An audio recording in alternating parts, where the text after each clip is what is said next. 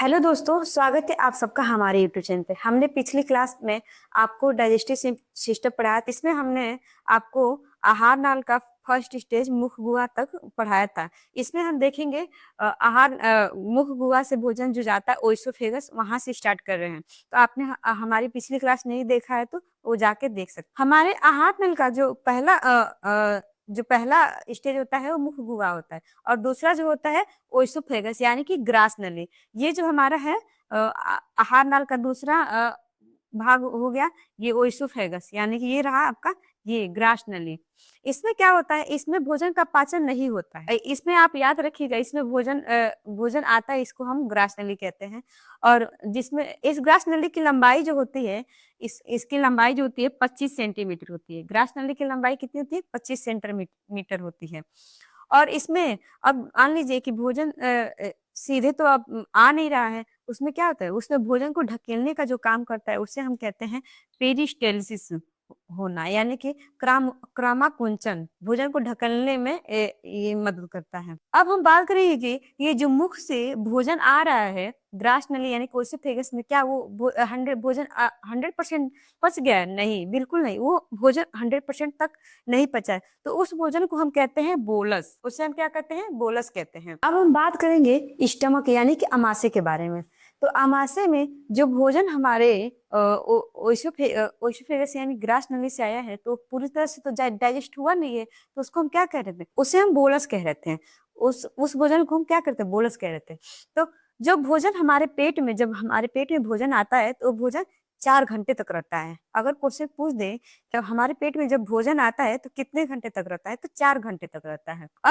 और स्टमक के, अब हम जाने कि स्टमक के कितने भाग होते हैं। स्टमक के 3 भाग होते हैं। स्टमक के 3 भाग होते हैं, कार्डियक, फांडिक और पाइलोरिक। अब आप सोच रहे होंगे कि तो कार्डियक तो हम हार्ट यानी कि हृदय को मतलब कहते हैं कार्डियक। तो कार्डियक हम इसलिए इसे कहते हैं क्योंकि ये स्टमक का जो ऊपरी भाग होता है ये हमारे हृदय के पास होता है, इसीलिए हम इसे कार्डियक कहते हैं। इसमें इसमें होता है, कार्डियक में होता है एचसीएल होता है, जो क्या करता है? एचसीएल का काम होता है, अगर हमारे मान लीजिए मुंह में जो जब भोजन गया है तो उसमें जो कुछ होते हैं, जो कीटाणु होते हैं, वो नहीं मरते हैं, तो कुछ मतलब चले आए अगर पेट में, तो वो एचसीएल क्या करता है? उस कीटाणु को मारने का काम करता है। एचसीएल क्या करता है, और इसमें क्या होता है, भोजन को और छोटे छोटे टुकड़ों में तोड़ देता है कि जिससे भोजन और आसानी से पच जाए, जिससे भोजन और आसानी से पच जाए। इसीलिए, और ये हुआ कार्डियक काम। अब आप कभी देखे होंगे कि जब कभी मान लीजिए उल्टी हो रहा है, होता है, या मतलब वोमिटिंग होता है, तो क्या होता है, पूरे नाक और पूरा मतलब नाक और में जलन होने लगता है। वो इसलिए होता है क्योंकि जब उल्टी होता है तो हमारे पेट से जब भोजन निकलता है, तो वो उसके साथ क्या आता है, एचसीएल नाम जो है, एचसीएल, वो उसके साथ आता है। इसके एचसीएल के कारण से हमारे पूरे नाक और पूरे मतलब पूरे जैसे लगता है जलन हो रहा है, वैसे इसीलिए जलन होता है। अब इसका ये आप यहाँ पे देख सकते हैं, स्टमक के 3 भाग हैं। ये हो गया कार्डियक, और ये दूसरा हो गया फांडिक, और तीसरा हो गया पाइलोरिक। अब ये दूसरा जो भाग है इसका स्टमक का, फांडिक, इसमें एक रोजी होती है। इसमें रोजी होती है, जो क्या है, ये कांटेनुमा स्ट्रक्चर इसमें पाया जाता है। ये रोजी का काम होता है भोजन को रोक के रखना। जो भी भोजन आता है उसको रोक के रखने का काम करता है। अगर देखिए कभी आप व्रत रह रहे हैं या कभी खाना नहीं खा रहे हैं, तो क्या होता है, ये रोजी क्या होती है, एकदम खड़ा हो जाती है, जिससे क्या होता है, भोज पेट में चुभन होने लगता है। तो लोग कहते हैं कि पेट में दर्द हो रहा है, भूखे हैं तो ये हो गया दूसरा का फांडिक।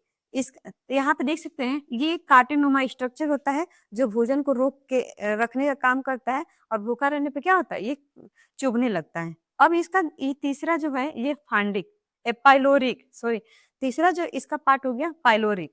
इसमें पाइलोरिक में कुछ गैस्ट्रिक जूस होते हैं, जो जठर रस होते हैं उनके बाद। अब हम स्टमक के नीचे वाले हिस्से के यानी कि पाइलोरिक के बारे में जानेंगे। ये इस पाइलोरिक में स्टमक के तीसरे भाग को जानेंगे, पाइलोरिक, यानी कि इस हिस्से में क्या होता है, कुछ गैस्ट्रिक ग्लैंड पाए जाते हैं। और गैस्ट्रिक ग्लैंड क्या क्या करते हैं, गैस्ट्रिक जूस, उससे गैस्ट्रिक ग्लैंड से क्या निकलता है, गैस्ट्रिक जूस निकलता है। और ये गैस्ट्रिक जूस क्या 2 एंजाइम से मिलकर बना होता है। पहला रेनिन और पेप्सिन। रेनिन क्या करता है, दूध को दही बनाता है, यानी कि दूध का पाचन करता है। और पेप्सिन क्या करता है, प्रोटीन को पेप्टोन में बदल देता है। तो यहाँ पे क्या हो रहा है, भोजन का पाचन हो रहा है। आप लोग कभी देखे होंगे कि छोटे बच्चे रहते हैं तो क्या करते हैं, वो दूध जब पीते हैं तो, और जब अगर मान लीजिए उल्टी कभी कर दें तो उस क्या दही जैसे निकलता है, तो तो इस किसके वजह से होता है, रेनिन की वजह से होता है, वो दूध को दही में बदल देता है। तो अब अब आप लोग यहाँ पे मतलब देख चुके हैं कि तो अब अगर क्वेश्चन पूछ दे कि स्टमक में भोजन कितने घंटा रहता है, तो 4 घंटे तक रहता है। और HCl यानी कि हाइड्रोक्लोरिक एसिड कहाँ से निकलता है, तो स्टमक में से निकलता है। और HCl का क्या काम होता है, तो ये जो भी जीवाणु कीटाणु होते हैं उनको मारने का काम करता है। अब आप कभी देखे होंगे कि कभी कोई इंसान मतलब ज्यादा अगर खाना खा लेता है तो क्या होता है, उसको अजीब अजीब से ढिकार आने लगती है।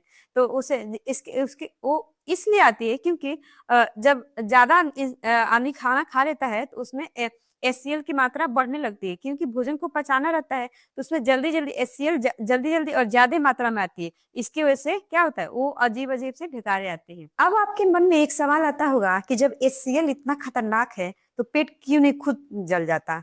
तो पेट इसलिए नहीं जलता है कि ये पेट की जो ये परत होती है, ये जो पेट की जो परत होती है बहुत पतली होती है और ये म्यूकोसा की बनी होती है। जो म्यूकोसा क्या होता है, क्षार होता है। और ये HCl क्या होता है, एसिडिक होता है। इनकी जो ये जो परत है, ये बहुत पतली होती है और म्यूकोसा का बनाता है जो क्षार होता है। और ये क्या होता है, एसिडिक यानी कि अम्लीय होता है। अम्लीय होता है, तो जैसे ये अम्लीय और ये क्षार आता है एक पे, तो क्या होता है, ये न्यूट्रल हो जाता है। आप जानते हैं कि अम्ल और क्षार जब मिलता है तो क्या होता है, न्यूट्रल हो जाता है। तो ये न्यूट्रल हो जाता है, जिसके कारण ये जो इनकी जो ये पेट की जितनी भी कोशिकाएं हैं इनको कोई नुकसान नहीं होता है। अब एक चीज आप गौर किए होंगे, कभी महसूस किए होंगे, जब भी आप खाना खाते हैं तो क्या होता है, हमें नींद लगने लगता है। जब भी आप खाना खाते हैं, खाना खाने के कुछ देर बाद क्या होता है, नींद लगने लगता है। तो नींद हमें इसलिए लगने लगता है क्योंकि जब हम खाना खाते हैं तो हमारे भोजन को पचाने की भी तो जरूरत है ना। तो हमारे भोजन को पचाने के लिए बहुत सारे सेल्स और एनर्जी की आवश्यकता बहुत सारी एनर्जी लगती है। तो क्या होता है, जितनी भी हमारे बॉडी का एनर्जी होता है सब और सेल्स होती हैं, सब पचाने में लग जाती हैं। जिसकी वजह से क्या होता है, हमारा जो शरीर होता है सुस्ती यानी कि आलस आने लगता है। जिसके कारण क्या होता है, हम लोग सोने लगते हैं, जिसके कारण हम सोने लगते हैं। इसीलिए हमें खाना खाने के बाद से हमें क्या होता है, नींद लगने लगता है, क्योंकि हमारी कोशिकाएं जो होती हैं भोजन को पचाने में लग जाती हैं। अब आप लोग ये समझ गए होंगे कि जो भोजन मुख बुआ से पहुंचा है, पहुंचा है। अब आप लोग समझ गए होंगे कि जब मुंह में भोजन का पाचन हो रहा है तो उसे हम बोलस कह रहे हैं। और जब पेट में जब जा रहा है, जब जब पेट में डाइजेशन भोजन का हो जा रहा है, पाचन हो जा रहा है भोजन का, तो उससे जब पेट से निकल रहा है उसे हम क्या कहते हैं, उसे हम काइम कहते हैं। तो आई होप ये वीडियो आपको पसंद आया हो। तो प्लीज हमारे चैनल को सब्सक्राइब करें, लाइक करें और कमेंट करें, और अपने दोस्त मित्र के साथ शेयर करें। तब तक के लिए धन्यवाद।